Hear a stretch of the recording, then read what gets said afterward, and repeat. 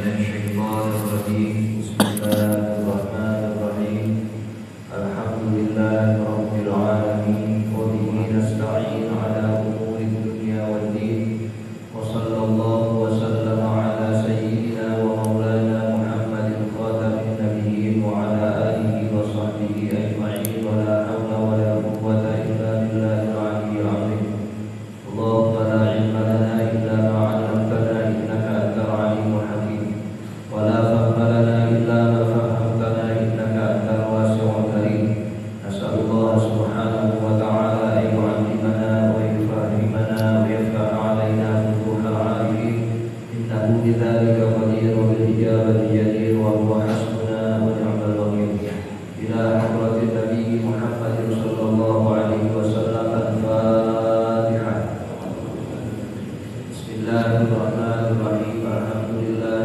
رب العالمين الرحمن الرحيم مالك يوم الدين إياك نعبد وإياك نستعين اهدنا الصراط المستقيم صراط الذين أنعمت عليهم غير المغضوب عليهم ولا الضالين آمين wa'alam dan ketahuilah olehmu anna syuruqal imami sittata asyara bahwa terdapat 16 syarat bagi seorang imam. Siapa saja yang ingin menjadi imam sholat harus memiliki 16 syarat itu. Habis 10 syarat itu harus semuanya ada. Satu saja tidak ada syaratnya tidak sah jadi imam. Dia tidak sah jadi imamnya, tidak sah jamaah. Tidak sah jamaahnya, tidak sah sholat. Tidak semuanya bisa jadi imam. Harus yang memenuhi 16 syarat ini. Al-awwalu yang pertama at-tamyizu, ia sudah tamyiz, sudah bisa membedakan mana baik, mana benar, mana yang salah, mana yang hal itu tidak salah. Tamyiz. Karena anak kecil belum boleh jadi imam apabila makmumnya itu orang-orang yang sudah tamyiz. Wasani yang kedua al-aql berakal, sehingga orang gila yang tidak waras bisa jadi imam. Wasalisu dan yang ketiga al-islamu beragama Islam. Orang yang tidak Islam, bukan muslim, tidak sah dia menjadi imam, tidak sah juga ibadah-ibadah lainnya. Warabi'u dan yang keempat al-fuquratu fi man amar rajula al-unsa. Imamnya itu seorang laki-laki apabila dia memimpin sholat untuk laki-laki atau unsa. Kalau makmumnya laki-laki, imamnya harus laki-laki. Begitupun kalau makmumnya unsa yang memiliki dua jenis kelamin, dua-duanya aktif, maka imamnya harus laki-laki. Sebab pada unsa itu ada kecondongan pada kelamin laki-laki, kecuali makmumnya perempuan semuanya, maka boleh sebagai imam itu perempuan juga. Tapi kalau ada laki-lakinya meskipun satu, misalnya perempuan semua, itu harus imamnya dari golongan laki-laki. Wal khamisu dan yang kelima ayyakuna mukallafan idza kana imaman mu'min. Hendaknya dia sudah mukallaf apabila mengimami sholat Jumat. Wa kana minal arba'in dan adalah imamnya itu termasuk 40 orang yang sholat Jumat. Dia sudah mukallaf, sudah balik akhir, balik pengertian mukallaf. Dan imam itu termasuk dari 40 laki-laki yang sholat Jumat. Umpama sholat Jumat makmumnya 39, Ahmadiyah nama imam jadi 40 sah. Nah, imam itu juga terhitung dalam bilangan 40. Wasadisu dan yang keenam, ada luzumil i'adati, tidak ada kewajiban mengulang sholat fi haqqihi pada diri itu imam. Kamu tayammin linahwi baradin, seperti orang yang bertayamum karena ingin. Wa mutayammin li'adamil ma'i, dan seperti orang yang bertayamum karena ketiadaan air. Fi mahallin, di satu tempat yang ribu fihi, yang biasanya di tempat itu wujudul ma'i, terdapat air. Wa faqidil qawwain, dan seperti orang yang kehilangan dua alat suci. Bagi orang-orang ini umpama sholat harusnya ada itu diulang sholatnya. Ada orang karena saking dinginnya dia bertayamum, boleh bagi dia sholat, cuma nanti diada dengan berwudu lagi apabila sudah tidak dingin. Ada orang bertayamum karena di tempat itu airnya tidak ada, padahal biasanya air itu ada di situ, akhirnya dia tayamum. Nanti kalau sudah ada air, dia ulang sholatnya. Ada orang yang kehilangan dua alat bersuci, air tidak ada, debu juga tidak ada, jadi dia sholat aja, maka nanti diulang. Nah, orang yang mengulang sholat ini, yang ada sholatnya, dia boleh jadi imam. Maka orang yang menjadi imam dipastikan dulu apakah setelah itu dia mengulang sholatnya atau tidak. Wasabi'un, dan syaratnya kedua, Allah yakuna hajiman, imam itu bukanlah orang yang serampangan dalam memutuskan sesuatu bila ijtihad, tanpa adanya ijtihad. Ini ihtaja ilaihi, apabila dia butuh kepada ijtihad itu. Fil awani, di dalam menentukan ember-ember untuk berwudu. Awil thiyabi, atau pakaian. Awil qiblati, atau qiblat. Fasolat dzalika, maka orang yang sholatnya seperti itu, batilatun, batal sholatnya. Talzamul i'adatu, melazimkan bagi dia untuk i'adah. Karena ada orang pengen wudu, di depan dia ada dua ember, dia tahu yang satu najis, cuman dia nggak melakukan ijtihad, dia nggak ada usaha untuk menentukan mana yang najis, mana yang suci, dipakai aja. Itu namanya orang haji, serampangan, tanpa memeriksa sesuatu yang ada di depan. Harus kan dicium dulu, nah, ini nggak ada baunya, ini nggak ada rasanya, ini warnanya dia berubah, oh ini yang suci. Apa dia tahu ada yang najis, tapi asal pakai aja dan yang mana aja. Nah, ketika dia jadi imam nggak boleh, sebab orang yang harus diberi ijtihad tapi tidak dilakukan, biasa sholatnya harus diulang. Begitupun dalam urusan pakaian, ada dua sarung. Yang satu dia tahu ada najisnya, harusnya kan diijtihad, dicari-cari ini yang suci yang mana.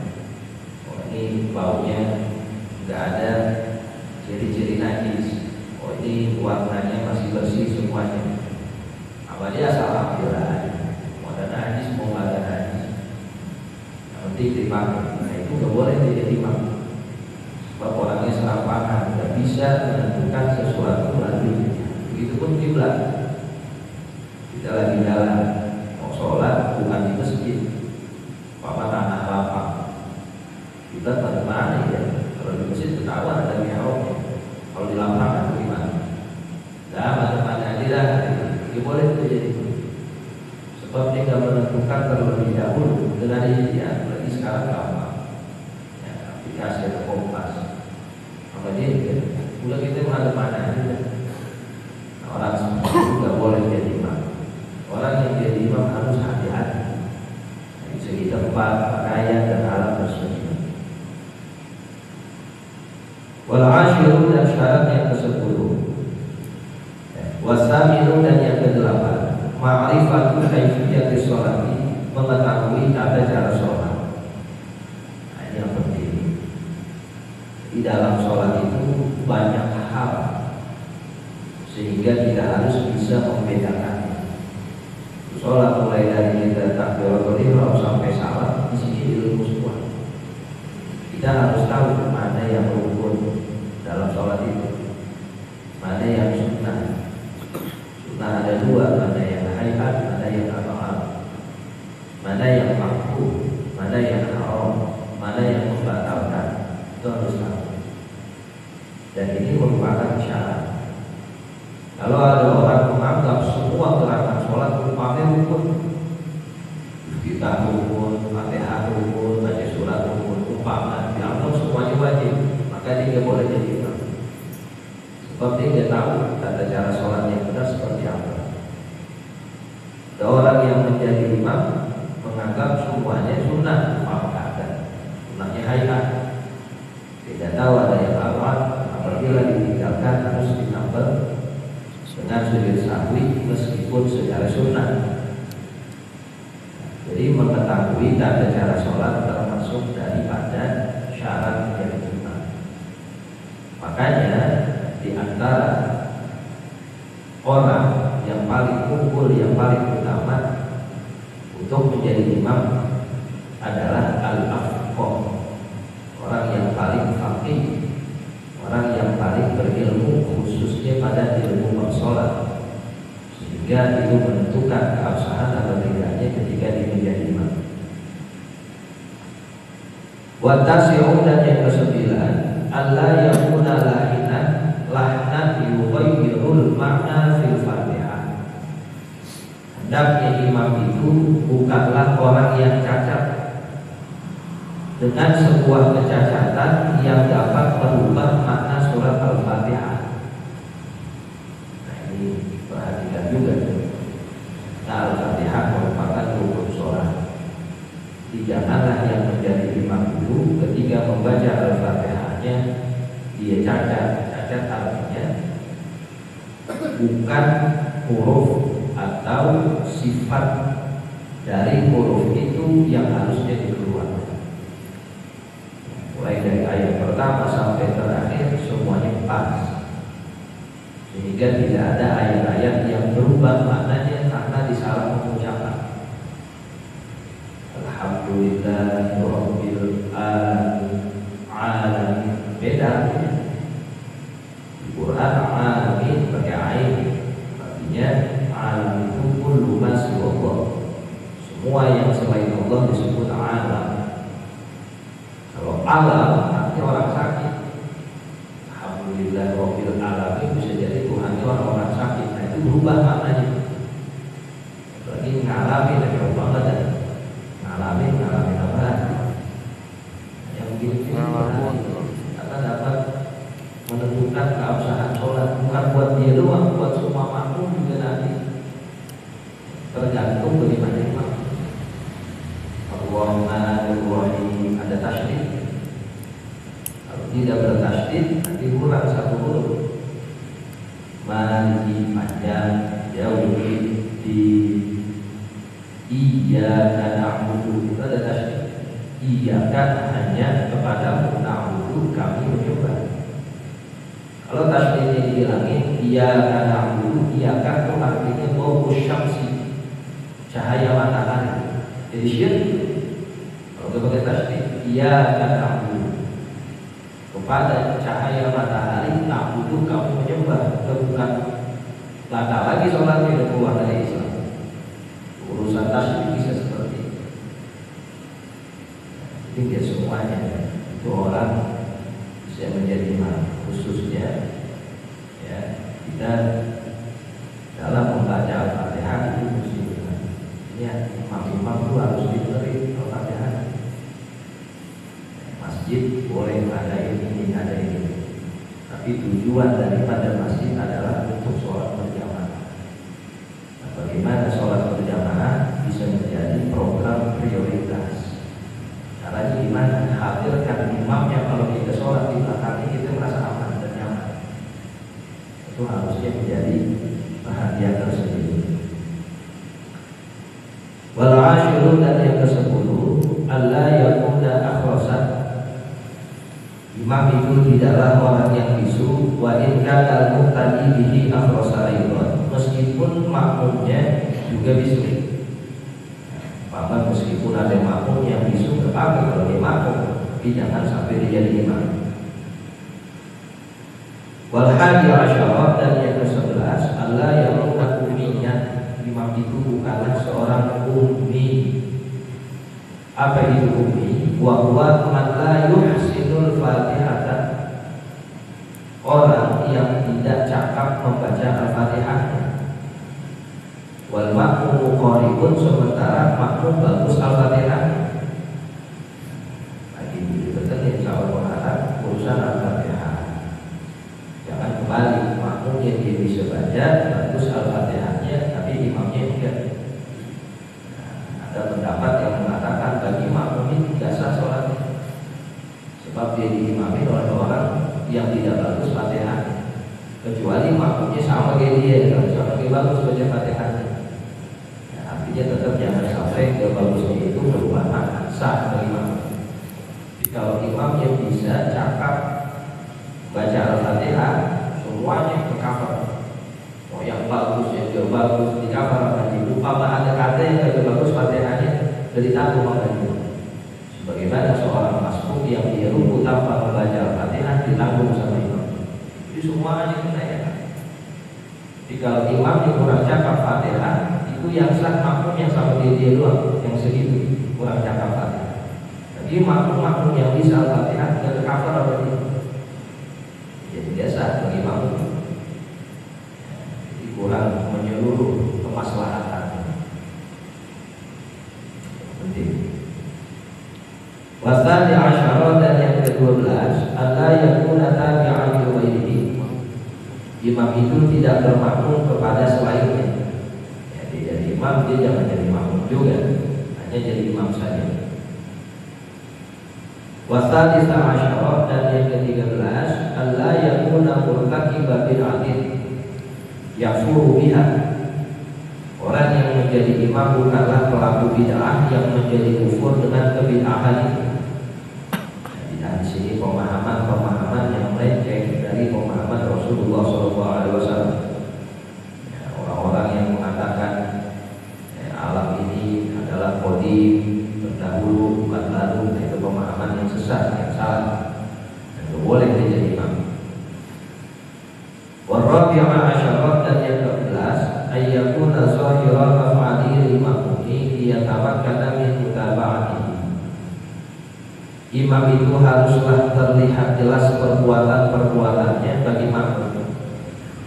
Liyatamakkana min mutaba'atihi, agar memungkinkan untuk mengikutinya. Jadi dia ruku kita tahu, dia tidak kita tahu, sehingga makmum bisa langsung mengikutinya. Wal khamisah asyara dan yang ke-15 ijtima'u syurutis sholati fil imami yaqinan aw dhanna. Berkumpulnya syarat-syarat sholat pada imam baik secara yakin atau secara prasangka. Yang taharatin daripada bersuci. Imam harus sudah ada wudu, sudah bersuci, tidak ada lagi najis atau hadas. Wasatri auratin, imam harus menutup aurat. Wajibina bina jasatin wa yudima'fuwi anha, dan menjauhi najis yang tidak dimaaf darinya. Jadi semua syarat-syarat sholat yang secara umum dilakukan, dan syarat-syarat sholat yang secara khusus, maksudnya ketika menjadi imam dilakukan. Jadi orang ketika menjadi imam tertentu banyak banget syaratnya. Syarat sholat secara umum dia lakuin, syarat sholat jadi imam ada di dia. Syarat sholat secara umum bersuci, tutup aurat, menjauhi najis, menghadap kiblat, antaranya ada di dia. Syarat secara khusus yang 16 ini berarti kan banyak banget. Sementara syarat tidak boleh tinggal salah satunya. Wasadisa asyara dan yang ke-16 niyatul imamah, niat menjadi imam.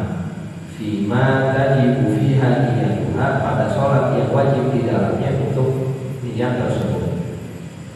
Wahiyah jumu'atu, yaitu sholat Jumat, maka ada penghadiran imamannya. Wal mu'adatu, dan sholat yang diiadah, yang diulang. Wal majmu'atu bil maqari, dan sholat yang dijamak sebab maqar, sebab hujan. Wal manzuratu, dan sholat yang dinazarkan jama'atan secara jamaah, syar'i wa nafihi, seperti sholat id dan seumpamanya. Saya nazar kalau begini-begini nanti bakal sholat id jamaah, jadi wajib dia. Tapi kalau jadi imam harus dihadirkan imamannya. Padahal awalnya sunnah sholat id, dinazari jadi wajib. Bi anna tara syakhsun ay yusalli dzalika jama'atan, dengan seumpama seseorang bernazar untuk melakukan sholat tersebut secara jamaah. Cuma yusalli imaman, kemudian pas sholat dia jadi imam. Pada jibuni yang imamati, maka wajib bagi dia untuk niat imaman. Tadi kalau sholat itu sunnah, karena dinazarkan jamaah menjadi wajib. Jadi imam lagi dia, dan nazar wajib jadi imam, maka harus menghadirkan niat imam tersebut. Wala yanbaghi ila yaliqu lil ma'mumi ay yataqaddama 'ala al-imami fi af'alihi, dan tidak selayaknya bagi seorang makmum mendahului imam pada perbuatan-perbuatannya, aw yusawihi, atau menyamakan perbuatan imam itu, ayyuqarinahu fi tilka, yaitu membarengkan pada perbuatan-perbuatan. Bagi makmum jangan mendahului gerakan imam, jangan mendahului, bareng aja, jangan bareng. Imam takbir kita ikutin lagi takbir, bareng ini boleh. Harus dibelakangkan atau dihadirkan. Balian bagi, bahkan selayaknya ayyud lagu ayyata akhara, dituntut bagi makmum untuk membelakangkan dari gerakan imam. Wala yuhyan kasril wawi, dan tidaklah makmum itu menurunkan tubuhnya dengan kasrah waw yuhyi. Ayil makmum, seorang makmum lirruku'i, untuk ruku, illa taha ay wasala imamu ila hadd ruku, kecuali imamnya itu berakhir atau sampai pada batasan ruku. Jadi kapan makmum ruku? Tunggu ketika imam sudah selesai. Bukan ketika imam takbir Allahu Akbar tinggi ruku juga, itu lebih barang. Kalau imam selesai, dalam yaqul lahu kufuwan ahad, Allahu Akbar, tidak rapi, lalu kita ruku. Jadi takbir intiqali imam bukan takbir kita ikutin dia, bukan. Tapi tunggu daripada imam selesai melaksanakan gerakannya, kita lakukan gerakan itu setelahnya. Wala yuhya sujud, dan jangan juga makmum turun untuk sujud malam tasil jabahatul imam ilal ardi, selama jidat imam belum sampai ke atas tanah, sejadah. Begitupun dalam sujud. Kapan kita sebagai makmum sujud? Kalau imamnya sudah habis sujudnya. Kalau belum, itu sama saja kita membarengi.